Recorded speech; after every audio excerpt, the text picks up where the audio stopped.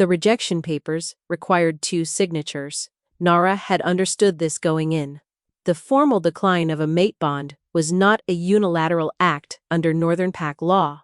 It required mutual acknowledgement, witnessed and sealed, each party confirming in front of a council representative that the bond had been recognized, assessed, and deliberately refused. It was in theory a protection, a way of ensuring that no one could later claim the refusal had been coerced or uninformed. In practice, it meant she had to go back.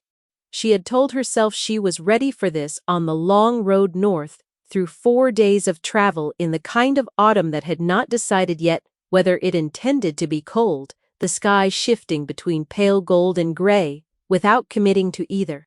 She had told herself it on the morning she dressed carefully in her best wool, the dark green with the good cuffs, the one she wore when she needed to feel like herself, rather than like the situation she was inside of. She had told herself it when the carriage reached the boundary stones of Veldrath territory, and she had felt the particular tightening across her chest that she associated with altitude and nothing else. She was not ready. She had simply run out of time to become ready and had come anyway. Beside her on the bench, pressed against her side with the solid, trustful weight of a 5-year-old who had fallen asleep somewhere past the last inn and had not woken for the final hour of the journey, was Emre. He was using her arm as a pillow. His dark hair had fallen across his forehead in the way it always did when he slept, curling slightly at the temple, and his mouth was open a fraction, and he was clutching the small carved wolf she had given him 2 birthdays ago with a grip that even sleep had not loosened. She looked at him for a long moment. Then she looked out the carriage window at the walls of Veldrath's stronghold rising against the gray afternoon sky, and she breathed in once, carefully, and made herself remember all the reasons why she had made the decisions she had made, so that when she walked through those gates, she would be walking in as a woman who had chosen every step of the road here, and not as someone who had simply been carried by events to a place she did not intend. She had not told him. That was the first decision made 4 years ago in a healer's cottage 2 territories south of here, sitting in the plain wooden chair beside the examination table with her hands folded in her lap, and the particular suspended feeling of someone waiting for information. She had sat with the news for a long time before she moved. She had thought about it with the clinical precision she applied to all things that were too large to feel immediately. And she had arrived, not quickly, at a conclusion. The bond had not been accepted. She had not signed the mate bond papers that had arrived through formal channels 14 months before that moment, the offer extended by the Alpha King of Veldrath, as protocol required, when a true bond was identified. She had not signed them, and she had not refused them formally, and she had been living in that ambiguity the way you lived in a house with a crack in the foundation, aware of it, managing around it, not yet ready to decide what to do about it. And then the news from the healer had made the ambiguity impossible to maintain. She had signed the refusal papers the following week and sent them through a council courier without a covering letter. She had not explained. Explanation felt like a bid for sympathy, and sympathy was not something she was prepared to receive from the man who had caused the situation, however unwittingly, however briefly, however much the single night in question had existed in a space outside ordinary time, outside both their ordinary lives. Before she had understood what he actually was, and what the bond she felt forming in her chest like something slow and irreversible beginning to open, actually meant, she had left, before morning. She had not, in 4 years, received a response to the unsigned refusal papers, not a counter petition, not a formal acknowledgement, not a letter, nothing. She had told herself this meant the papers had been accepted without ceremony, and the matter was closed, and she was simply waiting for the administrative formality of his counter-signature to arrive through the council's standard processing. The council's letter, when it finally came, had corrected this understanding. The papers required his signature in person, before a witness. This was the provision she had not known about, buried in the procedural subsection of mate bond law, that she had not had cause to read carefully because she had never expected to need it. A formal refusal of a recognized mate bond could not be completed by post. Both parties were required to appear. She had stared at that letter for a long time. She had considered her options. She had arrived 4 weeks later, at the gates of Veldrath with Emra, asleep against her side, and the refusal papers, in the leather satchel across her lap, and a quality of composure that was costing her considerably more than it appeared. The gate guard recognized her name. That was the first thing that unsettled her. She had given it simply, expecting nothing, and the man had gone, briefly still, and then moved with the careful efficiency of someone who had been told to act on this name, if it appeared, and was now acting on that instruction. He sent a rider ahead before the carriage had fully cleared the gate. Someone had been watching for her. She filed that information in the part of her mind reserved for things she would think about once the immediate situation had been resolved, and she turned her attention to waking Emra gently, which required patience, because he came out of sleep the way he did everything, deliberately, and in his own time. He surfaced with a small sound of protest, and then oriented himself, identifying her shoulder, the carriage window, the unfamiliar stones of a courtyard visible through the glass, in that order. "Where are we?" She kept her voice even. "It is the place I told you about, where we have some papers to deliver." He considered this with the gravity he brought to most new information. "Is it far from home?" 4 days. He looked at the window. The courtyard outside was large and well-maintained, paved in dark stone, with a row of torches already lit against the gray afternoon. Several members of the household staff had appeared at the top of the entrance steps, moving with the particular purposeful efficiency of people who had been told to expect someone. "There are a lot of people," Emery observed. "There are," she agreed. He looked at her with the measuring quality he had, the way of assessing whether she was telling him the complete version of a thing, or the version she had decided he needed. He had inherited it from somewhere she tried not to think about. She took his hand and opened the carriage door.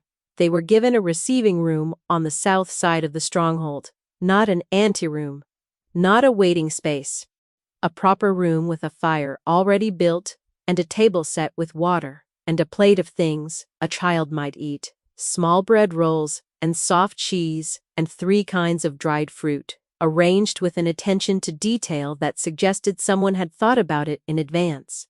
Emra went directly to the dried fruit, with the confidence of someone who understood priorities. Nara stood at the window and looked out at the courtyard below, and tried to think about nothing in particular, which was a skill she had been developing for 4 years and had not yet perfected. A woman appeared in the doorway. Middle-aged, composed, with the particular quality of competence that announced itself without effort.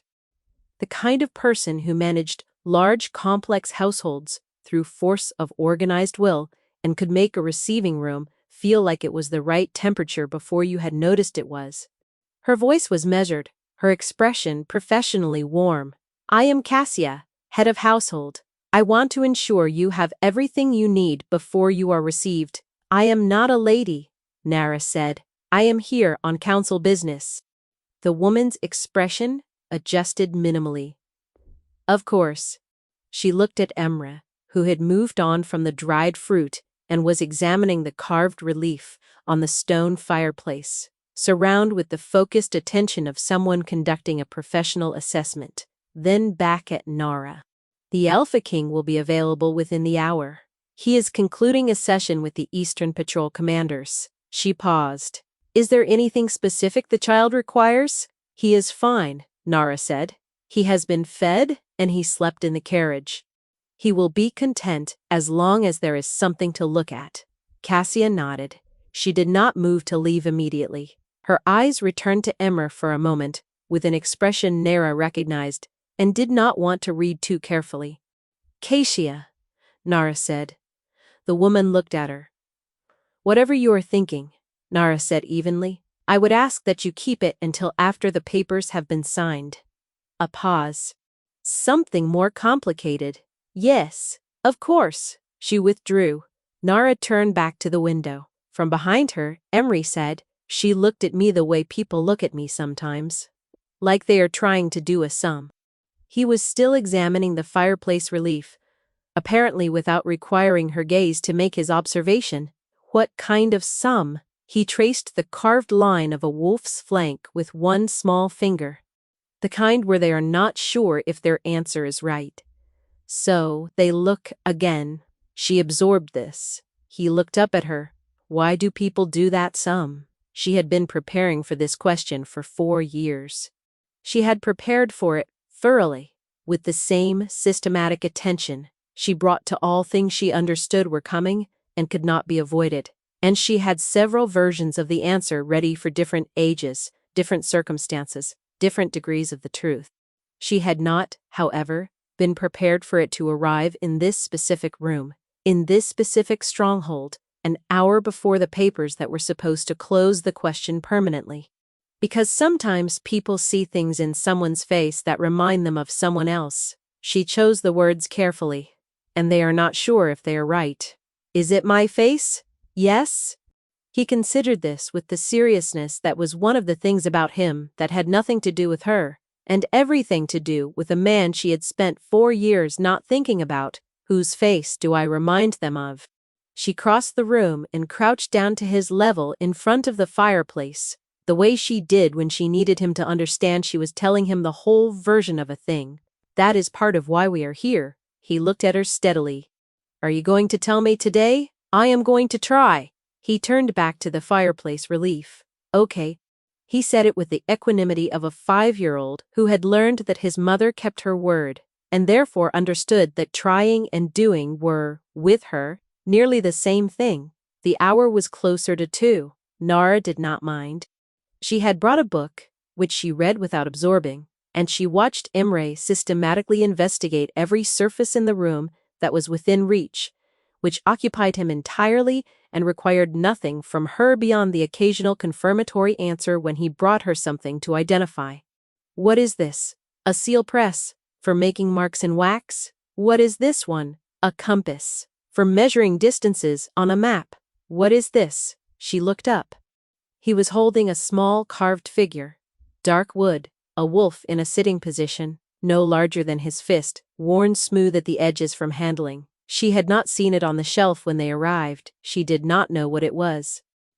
She did not know, specifically, whose it was, but she had a feeling about it that she placed carefully in the part of her mind where she kept things she was not yet ready to examine. Set it back where you found it. He set it back with care. Then he came to sit beside her on the bench and leaned against her arm in the companionable way he had when he was done exploring and ready to be still for a while. Mama? Yes. Is the person whose papers we are delivering important? She looked at the door. Yes. Are they going to be nice? She thought about this with genuine attention, because Emery's questions deserved genuine attention. I think so. I think they will try to be. Then he picked up her hand and held it in both of his the way he did sometimes. Not because he needed comfort, but in the manner of someone performing a service they had decided was required, and she let him, and the room was quiet, and outside the afternoon had committed finally to gray. The door opened. She had told herself she was ready for this too. She had been wrong about this too.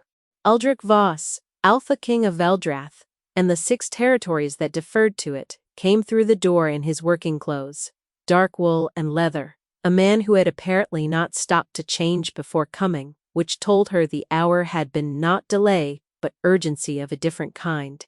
He was looking at a document in his hand, speaking to someone behind him, and he was the same, as she remembered in all the ways she had spent 4 years trying to unmemorize, and had not managed.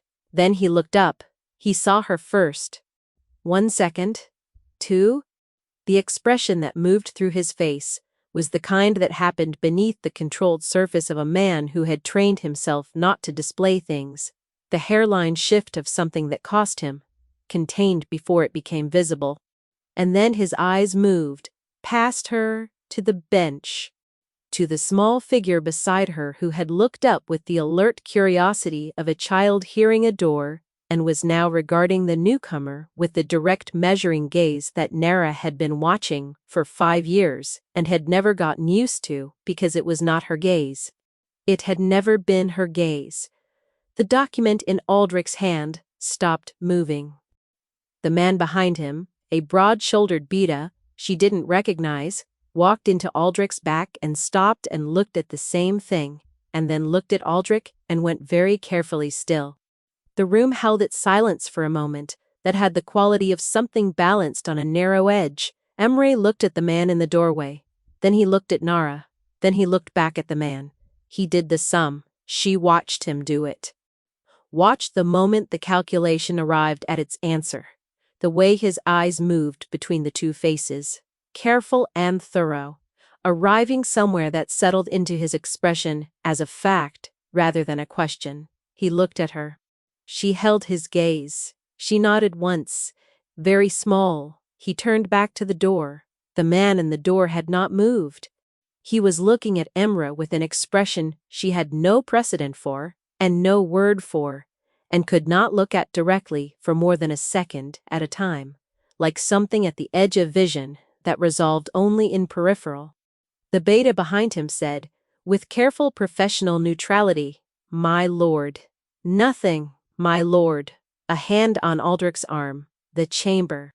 Aldrich Voss, Alpha King, who had ended 2 territorial wars before the age of 30, and who conducted council hearings with a quality of composure that his advisors had described, in Nara's hearing once, as structural, the kind of stillness that held things up.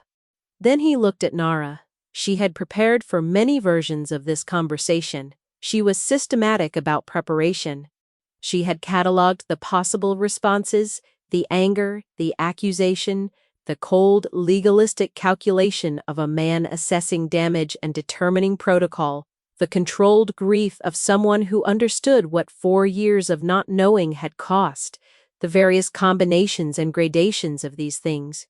She had not prepared for him to step into the room, close the door behind him, with the careful click of someone who did not want it to make a sound, cross to the chair across from the bench where she sat, and lower himself into it, the way a man sat down when his legs had made a decision before he had.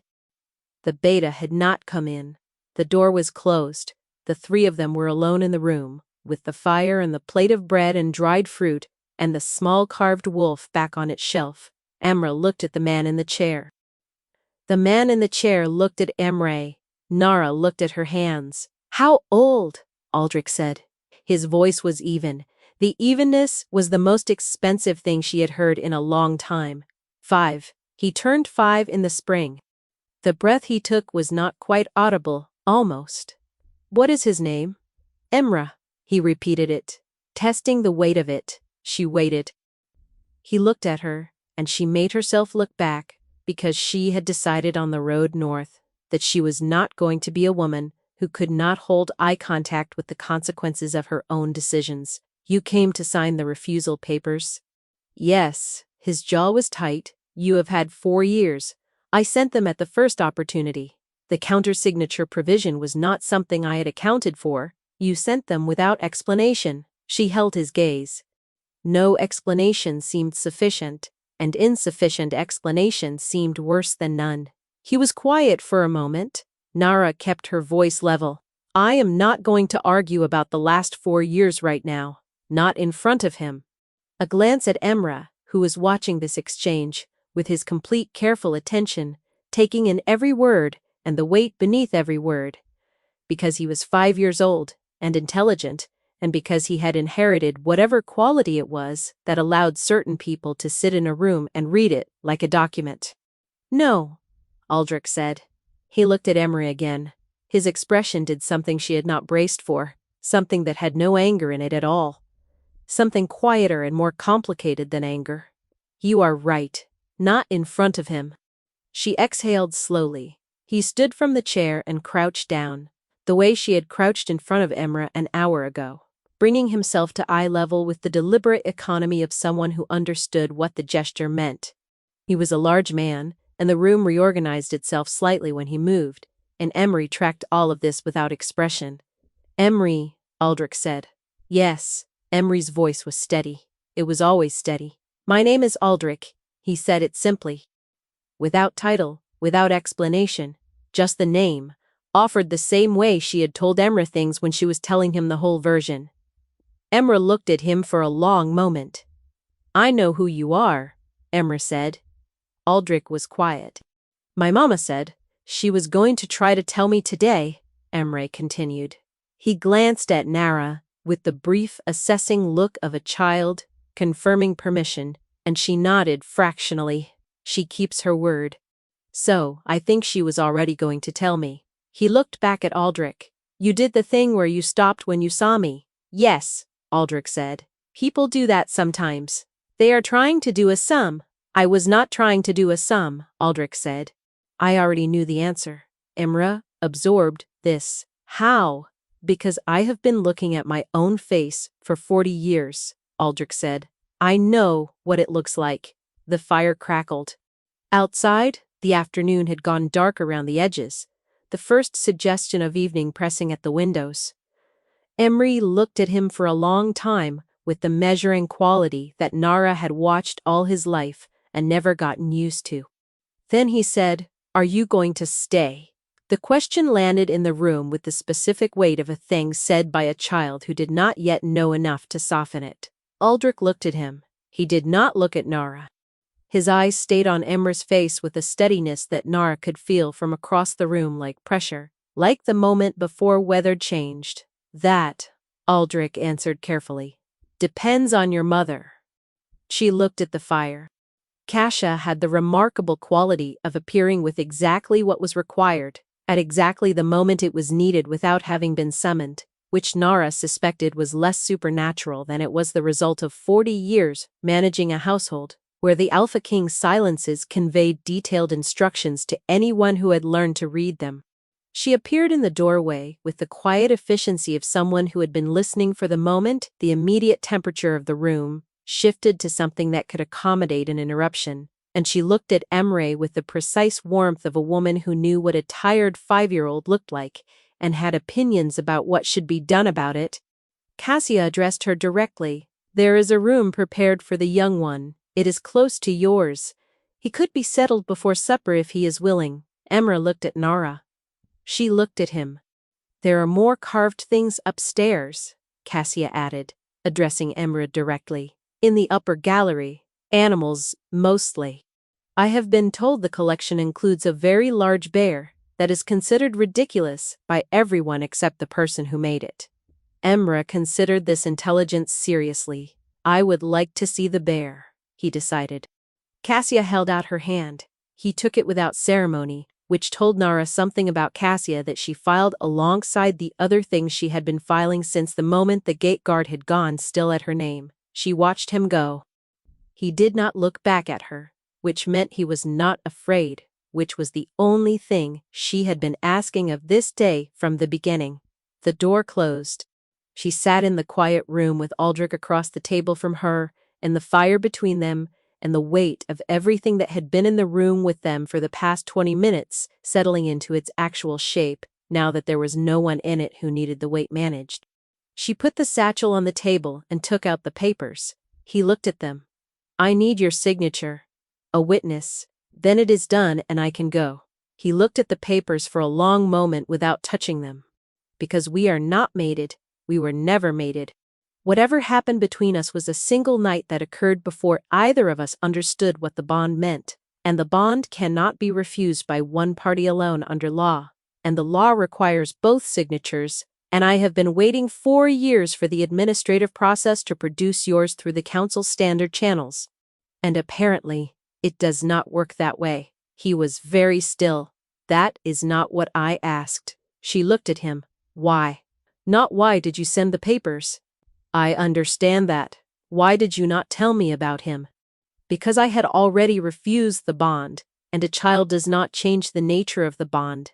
Those are separate things. They are not separate things. In law they are. I am not talking about law.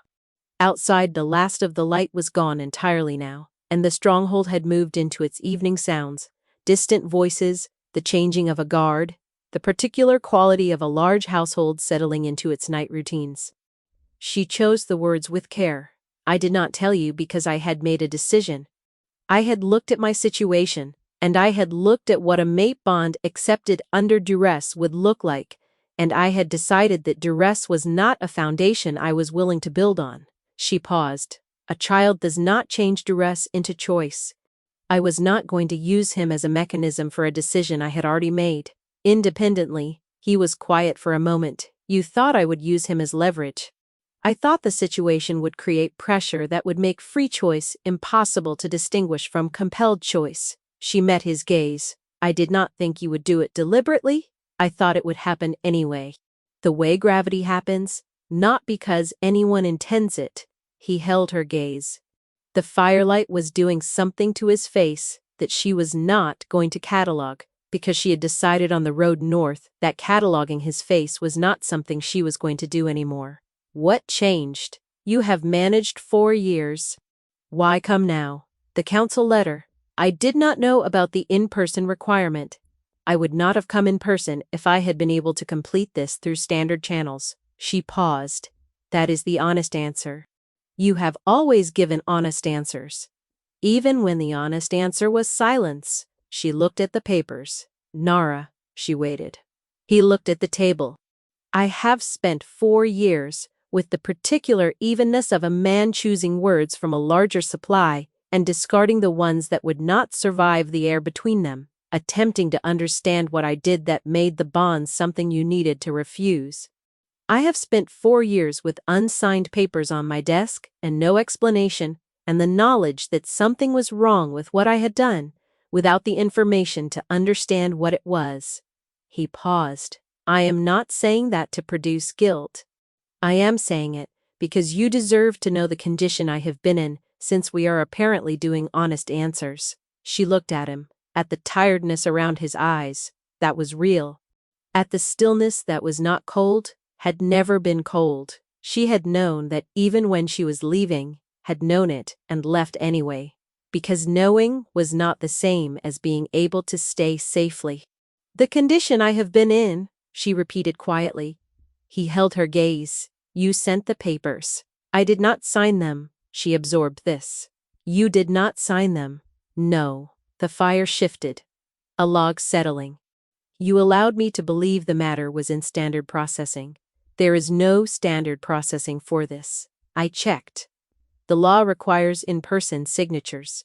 I knew, when you sent the papers by courier, that you either did not know that provision, or you were hoping I would not know it either. I decided to wait. She stared at him. You decided to wait.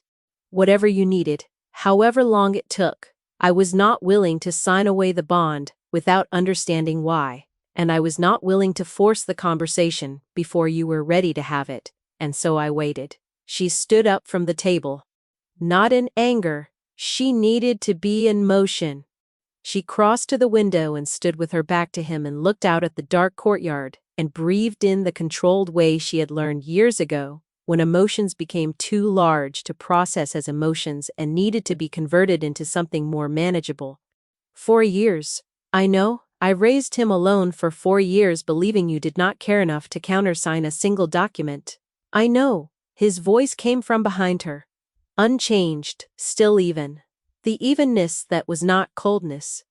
The evenness that cost something.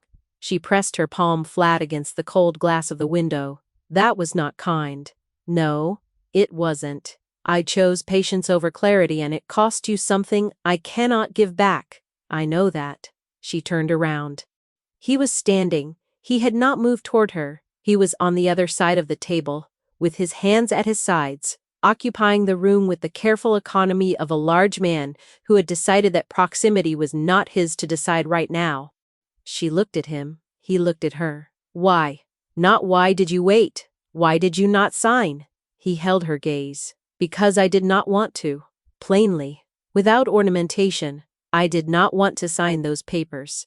I have not wanted to sign them for 4 years. A bond recognized by both parties and refused by one is a wound that does not close. I have been living in that wound for 4 years, and I have managed it, but I have not wanted it, and I was not willing to make it permanent without understanding if there was something else possible. She looked at the papers on the table. There is a child, I know. That changes the architecture of everything. I know that too. I am not asking you to decide anything about the bond tonight. I am asking you not to sign those papers tonight. Give me the same time you took That is all I am asking. You had 4 years to understand what you wanted. Give me time to show you whether what I am is something different from what you decided it was when you left. She pressed her hand against the window frame. What I decided it was. What you decided the situation was. Not me. You decided the situation made free choice impossible. I am asking for the chance to show you a different situation. She was quiet for a long moment. Outside, a guard crossed the courtyard below with a torch. The flame bent sideways by a wind she could not hear through the glass. My life is in Caldmore. I have a house and a position and a community that knows Emre and has known him since before he could walk. I am not going to uproot that for a possibility. I am not asking you to uproot anything. I am asking you to stay 3 days. Let him see this place. Let me be in the same room as my son for 3 days. He paused. That is the whole of what I am asking tonight. She looked at the papers on the table. The fire was warm. The room smelled of pine resin and beeswax, and the particular mineral cold of stone walls at the end of autumn. Somewhere above them, Emra was looking at a collection of carved animals and passing judgment on a bear. She picked up the papers. She put them back in the satchel. I am not making you a promise. I know. 3 days. She fastened the satchel clasp. And then I decide. Not you. Not the bond. Not the council provision. And not the 4 years. And not, whatever it is, you have decided you feel. Me. Understood. She looked at him one more time. At the tiredness and the steadiness. And the man who had kept unsigned papers on his desk for 4 years and called it patience and had not been entirely wrong. She went to find her son. She had expected something managed, the particular performance of a powerful man demonstrating his best qualities under observation. She had experience with that kind of effort, the attentiveness that was really argument, the consideration that was really courtship dressed as consideration, the careful architecture of a case being built in real time. This was not that. On the first morning Aldrich appeared in the upper gallery where Emra had returned to the carved animal collection at dawn with the focused determination of someone resuming important work, and he sat on the floor, not in a chair. On the floor, against the wall, with his long legs extended in front of him, and he picked up the carved bear that Cassia had mentioned, and he looked at it seriously. It is ridiculous. He said it to Emre with complete seriousness. You are correct. Whoever made this had no reference material. Emre, who had apparently already reached this conclusion independently, looked at him with the expression of someone recognizing a peer. The legs are wrong, Emre said. Entirely wrong, Aldrich agreed. They examined the bear together with the grave attention of 2 people who took quality seriously. Nara stood in the doorway and watched this and did not catalogue it. On the second day, Aldrich took them both to the lower forest at the edge of the stronghold's territory, a walk Emre had requested after seeing the tree line from his window. Aldrich walked beside her, with the measured distance of a man who had decided something about proximity and was keeping it. He did not reach for her hand. He did not position himself in ways that suggested ownership. He walked alongside her, the way a person walked alongside another person when they were simply walking in the same direction. He told her about the forest, not in the manner of someone filling silence. In the manner of someone who knew a place well and understood which details were worth the telling. The particular trees that marked the old border stones. The stream that ran underground for a 1/4 mile and surfaced in a stand of silver birch.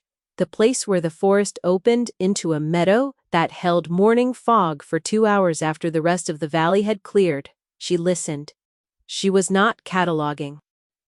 Amr ran ahead and came back and ran ahead again in the rhythm of a child who had been in a carriage for 4 days and required movement. The way other people required air, and Aldrich watched him with an expression she allowed herself to see once. On the 3rd morning, she found Aldrich in the great hall, at the long table, with a stack of territorial correspondence, which was where she had assumed he spent his early mornings. He looked up when she came in, and he did not perform surprise or pleasure. He simply looked at her with the direct attention that was his primary quality and waited to see what she had come for. She sat down across from him. She put the satchel on the table. He looked at it. "She is a question I need answered?" "Before I decide anything." He waited. "The bond, when it recognized, you understood what it was before I did." He was quiet for a moment. "I was not certain you felt it. I was not certain how to say it, without it sounding like something other than what it was." He paused. "I made the wrong choice. I said nothing, and you left before I could correct it. And then the papers arrived, and I understood that whatever I had felt, the circumstances had not been right, and you had decided accordingly. You should have said it.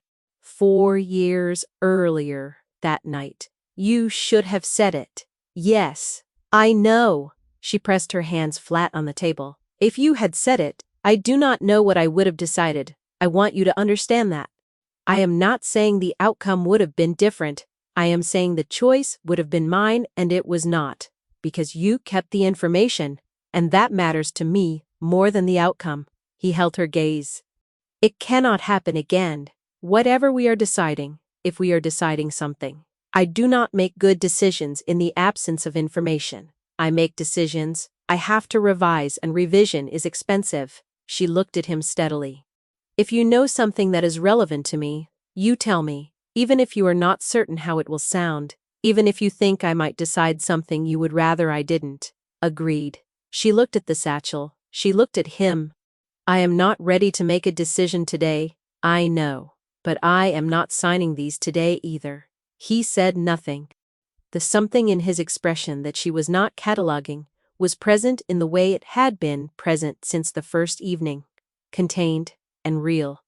And she was beginning to understand that it had been present for 4 years, and that the papers on his desk had been, in their way, their own kind of answer. She put the satchel back over her shoulder and stood. "I am going home. I need my own house, and my own walls, and I need to think, without the architecture of this place, doing things to my perspective." She paused. "But Emra is going to want to come back. He has opinions about the carved animal collection that he has not finished expressing." "Yes," Aldrich said, "and when he comes back, I will come with him, because he is 5 and cannot travel alone." She looked at Aldrich. "So you will see us again, not because of the bond and not because of the papers, because Emra is going to require it." He held her gaze. "I understand." She walked to the door. She stopped. "The small one on the shelf in the receiving room, the one that is worn from handling." She did not turn around. "How long have you had it?" He was quiet for a moment. "Since the week after you sent the papers. I had it made." He paused. "I had nothing else to do with what I was feeling, and there is only so much territorial correspondence a man can process." She stood at the door, with her hand on the latch, and felt something move through her chest that she did not have a name for yet, and was not going to name today. She left it for later. She went to find Emra, who was in the upper gallery, saying goodbye to the bear with the seriousness the situation required. And she took his hand, and they walked out through the stronghold gates into the pale cold morning with the satchel over her shoulder, and the papers unsigned in the particular quality of a thing that had not been decided but had, in the course of 3 days, become something other than what she had arrived believing it was. Emery looked up at her as they crossed the courtyard. "We are coming back." It was not a question. "Yes." He nodded, satisfied, and kept walking. She thought about the wolf on the shelf for a long time on the road home. She thought about it in the specific way she thought about things she was not ready to decide, turning it over and examining each edge, understanding its dimensions, without committing to a conclusion. A man who had kept unsigned papers on his desk for 4 years, and had a small carved wolf made in the week after they arrived, and had kept it on a shelf where he could see it. A man who sat on gallery floors to examine ridiculous bears. A man who walked beside her in a forest, and told her which details were worth the telling. A man who had kept a silence that had cost her something she could not recover, and had acknowledged that cost without qualification and without the construction of mitigating explanations. She had not decided anything. She was not going to decide anything today, or this week, or possibly for some time yet. She had a house in Caldmore and a position in a community and a son who was currently listing, in order of quality, every carved animal he had seen in the upper gallery of Veldrath's stronghold. And all of these things were real and hers, and not going anywhere. But the papers were still in the satchel, and the satchel was under her feet, on the carriage floor. And the road home was 4 days long, and she had time, and she was a woman who thought carefully about things she understood were coming, and could not be avoided. She was not ready yet, but she was paying attention. And paying attention was, she had learned, how all real decisions actually began. Spring came early to Caldmore.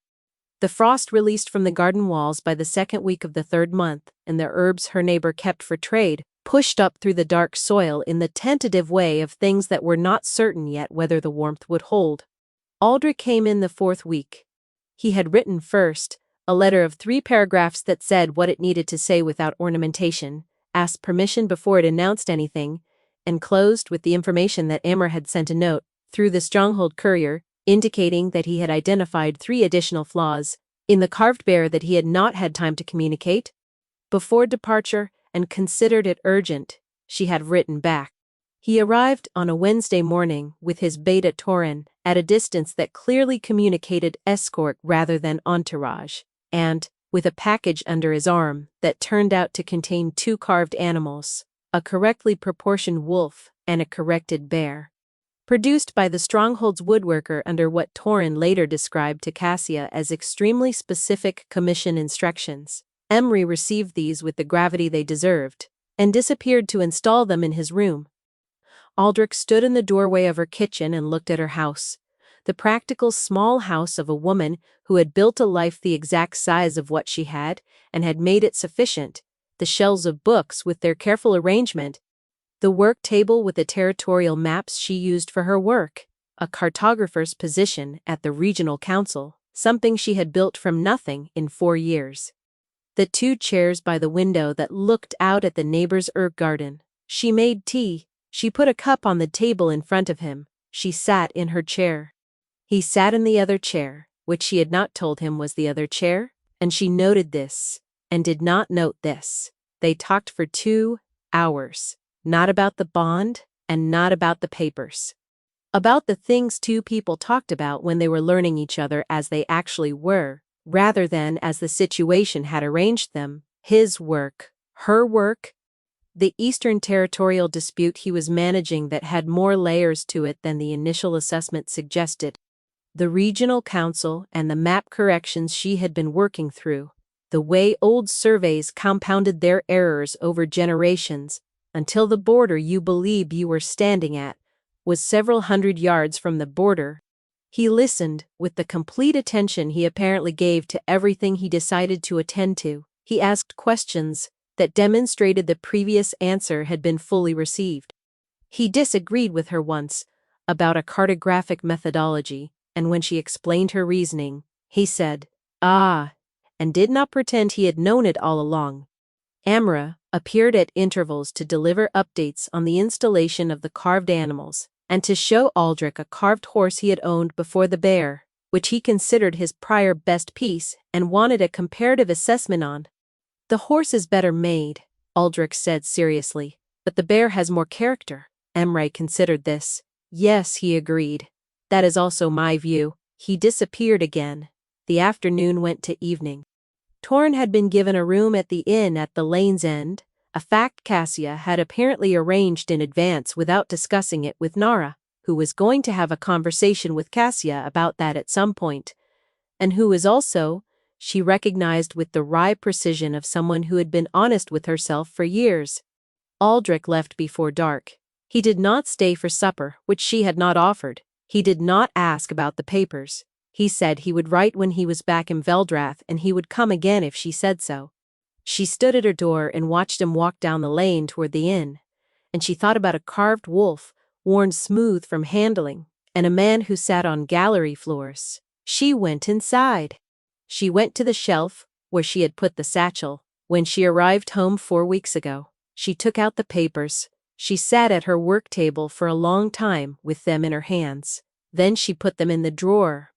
In the drawer, where they could stay for as long as they needed to, alongside the things that were not yet decided, and the things that were still becoming, and the particular unfinished business of a life that was no longer quite the size she had built it to be.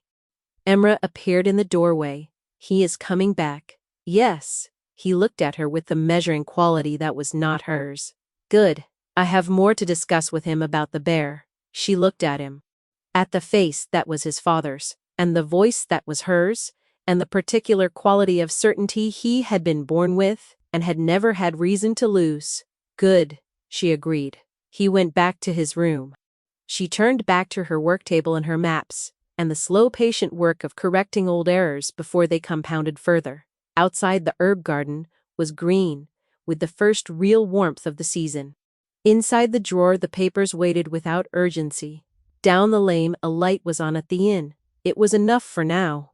It was the beginning of enough, which was, she had come to understand, where all true things actually started.